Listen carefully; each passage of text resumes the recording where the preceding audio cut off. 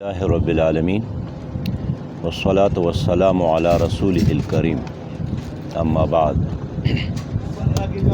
مجھے یہ معلوم ہوا ہے کہ الشیخ محمد محسن منور یوسفی صاحب قرآن عظیم شان کی ایک تفسیر لکھ رہے ہیں، ایک خوبصورت انداز سے، ایک عاشقانہ اور مجاہدانہ انداز سے، جس پر مجھے بہت خوشی ہوئی ہے، اور میں دعا کرتا ہوں کہ اللہ تعالیٰ ان کی تحریر کو، بلکہ تحریر کے ہر لفظ کو ان کے لیے دنیا میں سعادت کا اور آخرت میں نجات کا ذریعہ بنا دے۔